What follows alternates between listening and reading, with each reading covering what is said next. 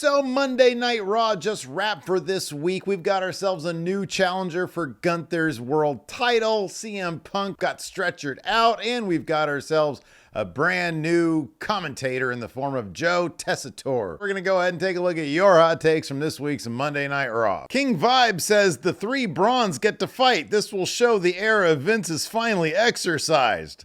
So they're not because Bronson Reed had COVID this week.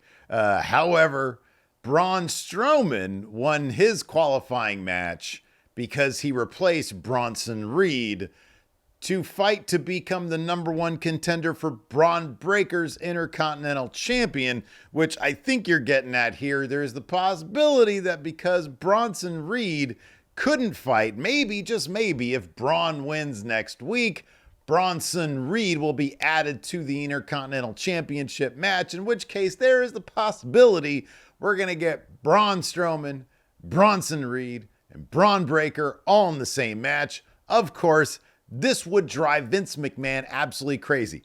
This is not for nothing, but I've kind of noticed there's been like two other things that maybe feels like the higher-ups in WWE, like specifically Triple H, is doing things just to kind of piss Vince off. Things that just, Vince would hate. Number one, he's got a TNA contracted wrestler fighting for the world title in the main event of the NXT Premium Live event for Sunday. And number two, also I noticed, and these are probably, HBK things, Obafemi, if I'm not mistaken, when he was coming out for his match, he ripped like the Velcro overlay off the North American title. The Velcro, of course, I think was like a Vince thing. Remember, all the titles switched over to Velcro, which, come on, are we in elementary school? I get the buttons rather, not buckets. The buttons are kind of difficult to like snap on and off like in a hurry, but like Velcro? Really? Like on a child's shoe or one of them wallets? I have a Velcro wallet around here somewhere. Anyways, the three Brawns fighting each other. I don't think it's going to happen, but you never know. Be kind of cool, too, to be honest with you. Super the Great One says Punk versus McIntyre needs to be the only Hell in a Cell match at Bad Blood. Having more than one minimizes the significance of the cell. I agree with that. There's a possibility of a Judgment Day Hell in a Cell, like Rhea versus Liv. I could see that maybe being in Hell in a Cell, but I don't think it needs to be. I do think that the only one that needs to be in Hell in a Cell is Drew versus Punk. I think that's a pretty decent use of the cell.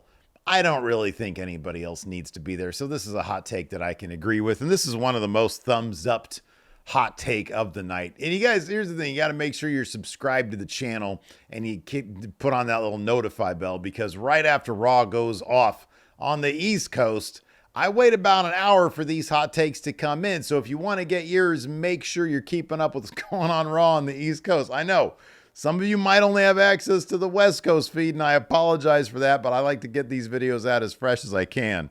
Anyways, make sure you hit the subscribe button and the notify bell if you want in on these hot takes. Hello, Empty Bus Seat says, Drew destroying the bracelet here added a new level of drama to the story and put into question who the winner of the match will be. I think Punk talking about going after Gunther, to me, says that Punk should win this Hell in a Cell match. Also, I think I saw a rumor earlier today that says that it's been heavily discussed that we're going to get Punk versus Gunther at Survivor Series. Another legend who's booked pretty strong for Gunther to beat, no doubt. Maybe they'll have some Drew McIntyre shenanigans in there as well. And then maybe they can cool the feud down after that until WrestleMania, at which point one of those guys is going to have the world title and then they'll fight in the night one main event. Maybe. I don't know. That's speculation on my part, but this feud's got a lot going on for it. But getting back to the bracelet thing. Yeah, a lot of you have talked about the bracelet in the hot takes as well. And I liked it. I really liked that. Although there's another hot take in here, it kind of made me laugh. Drew McIntyre, once again, upset that he lost to CM Punk. took him out big time. They had the fake blood just pouring out of CM Punk's mouth, which was really cool. He was stretchered out, so he gets some time off. And Punk took the bracelet, and he just completely destroyed the thing and shoved it in Punk's mouth. So I'm assuming at this point, and the creator of the bracelet went on Twitter and was like, man, don't talk to me. I liked the bracelet a lot. I thought it added a lot, but I think it's time for the bracelet to be done, and they kind of effectively did that. Destroyed the thing and shoved it in his mouth. So yeah, that's done with. But no, I don't know. I thought it was an effective segment, and I think it, takes it on to Bad Blood now. W Stein 79 says the bracelet and the Ula Fala are more important than the WWE Championship and the World Heavyweight Championship. It just goes to show that, you don't need the title to tell a really compelling story. Obviously, right now, what they're doing with Gunther, and it's kind of interesting they're getting to Sami Zayn this early, but I kind of understand. Sami Zayn's the last guy in a very high-profile way at WrestleMania to defeat Gunther. So now they need to show that, Gunther's world champion. He's got to be able to beat the last guy that beat him. That makes sense.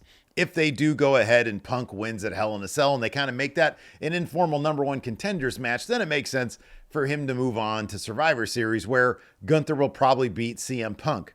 Then it would kind of make a lot of sense for Drew McIntyre to eventually, maybe at the Royal Rumble, beat Gunther in advance of WrestleMania, because then Drew McIntyre can be like, hey, you couldn't beat him, I beat him, and then Punk beats Drew McIntyre at WrestleMania. That's just one possible path. It's kind of a path I hope they go down, because I don't want that world title on one person for too long of a time. We already know it's going to be on Cody till at least WrestleMania. It's always possible The Rock takes it off from there. I know I saw one graphic that somebody posted on Twitter, said I'm kind of freaking out because I think we're going to get this. And it was like Cody versus Rock at WrestleMania next year. And then Rock still with the title versus Roman the following year, which is a possibility. I mean, I could see this Rock, Roman, Cody thing sort of going all 3 years. And I don't think that'd be even 4 if you include 39. And I don't even think that'd be a bad idea. I think that kind of long-term storytelling is a pretty good idea. I don't know how often The Rock can be around for that title, but I don't know if he could defend it 5 times during the year. I think that's probably on par with what Roman was doing. SOTB Tampa says, more of a rant. I'm tired of the black hoodie surprise entrance. We need something more unique now. What can replace the black hoodie for a mystery attacker? Because I feel like the black hoodie, it's got the hood on it, so you can kind of cover up who you are, and it's black, so you can move around in the shadows. So what else can be used? And it's a very common thing. I'm obviously wearing one right now. It's not completely black. It's a Friendo Club hoodie. See? You get these at Friendo Shop. You get these at friendoshop.com. But what can replace the black hoodie? Let me know in the comments below. You can't have something loud, like a navy blue hoodie? Maybe a navy blue hoodie. W Stein 79 also says Kyrie Sane landing face first on the announce table was the most painful looking spot on the show. Yeah, that was scary as hell. I don't know what was supposed to happen there. I don't know if, because it looked like, I looked at this replay and it looked like Bianca tried her damnedest to kind of stop her momentum. But I don't know if Kyrie was supposed to go full momentum and then do the thing where like you kind of land like the table's right here and then you land in kind of an L and like your feet and then you sort of use the table to brace yourself, or if she was supposed to land on Bianca, or if there even was a plan. I don't know. I will say this. Bianca Belair and Kyrie Sane, they just probably shouldn't interact. They really should. Every time they're in the ring together, they just seem off from each other. Individually, Bianca Belair, she's one of my favorite wrestlers. Kyrie Sane is absolutely phenomenal when they're not around each other. When they're around each other, if you ever watch, like they just seem kind of like, this isn't going to work today. I don't know what it is. But even with like an outside spot here, this was a scary bit. Kyrie Sane's eye looked messed up. She had blood everywhere. And it was an effective visual afterwards. They all got in the ring and they were like posing with each other and everything. But yeah, that was a scary spot. And I agree with this take right here. Get the, there was a different one that said the announce table needs to be nowhere near that area right there. I miss when they had the announce table up on the stage. In my opinion, that was a lot better. Raya Aya Baker says, as said in the Bash hot takes, R.I.P. Judgment Day. Seems like this iteration is the Spirit Squad in darker clothing. No yeet. I will say this, yeet, to you saying the Spirit Squad in darker clothing. It's like the Goth Spirit Squad, man. It's hard to disagree with this, man. Spirit Squad did not have Finn Balor. I love Finn Balor with all that stuff. I hated it, man. I hated the Spirit Squad. I hated that shit. It was the most annoying. Like, Vince sometimes would just book heels to be annoying. And it was just like, why are these people on my TV? This is not the kind of heat that you want from me, man. I just want to change the TV. Emo Spirit Squad. Yeah, they need to add somebody. They got to add somebody. I like whoever his idea was last week. Add Bronson Reed. Do that. That'd be cool. But yeah, man, I don't know. They're a mess. They're just booked so weak. So weak.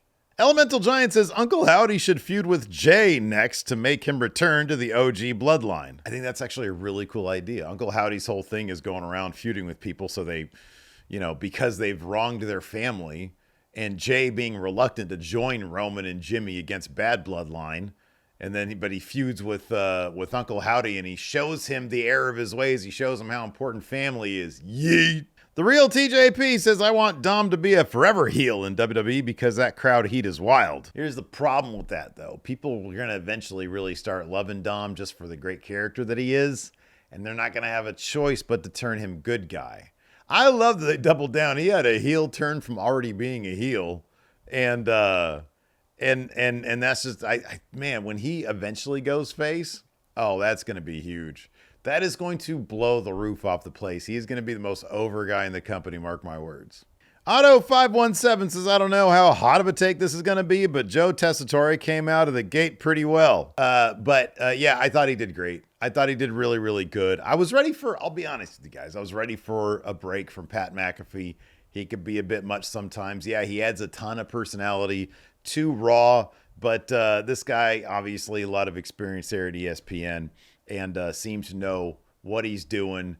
Unlike Adnan Virk, this guy actually seems like he understands like wrestling and the moves, this, that, the other. Doing 3 hours of wrestling, storytelling stuff isn't very easy, I would imagine. And so the fact that he came in and he did a pretty darn decent job in his first outing, I think it bodes well for his long-term prospects. I know a lot of people are excited about this. As far as I'm concerned, like, commentary is one super small part. It can add a lot, but it can also take away. But no, if you're solid, you're solid, and I'll be happy with it. But I don't really care too much. I was like, okay, cool. Cole's out. This guy's in. Right on. Whatever. Doesn't really make a difference to me. He reminds me of just like a less cringy version of Mauro Ranallo. Mauro with all of his little references here and there. I could never.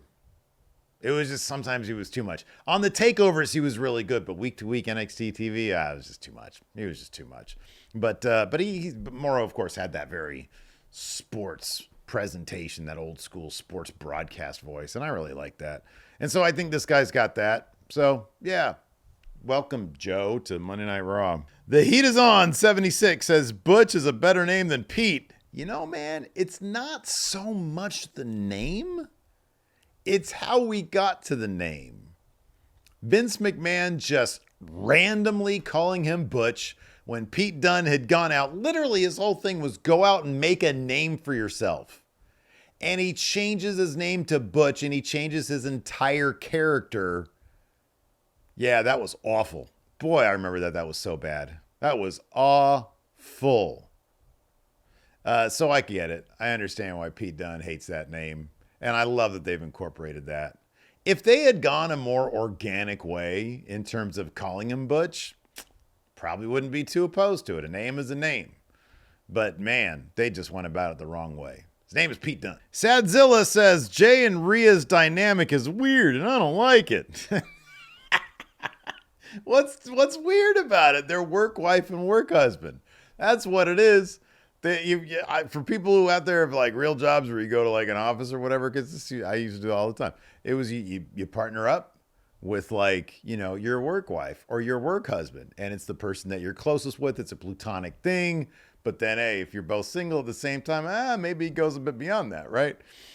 Jey Uso and Rhea Ripley are that. Little on the flirtatious side. They vibe at work. Rhea's like, this is as far as it goes. And Jay's like, maybe we can go a little bit further. I get it. If you've been out in the world and you know how these dynamics work, you get it too. He said it's weird and I don't like it. And his name is Sadzilla. You got to turn that frown upside down, man. Go get yourself a work wife or a work husband or whatever. Anyways, that's going to do it for this edition of Raw Hot Takes. Hit that thumbs up. Unless you're Sadzilla, you're probably going to hit the thumbs down. But otherwise, look, it's all in good fun. It's all in good fun. Hit that thumbs up. Hit that subscribe button. We'll see you guys around.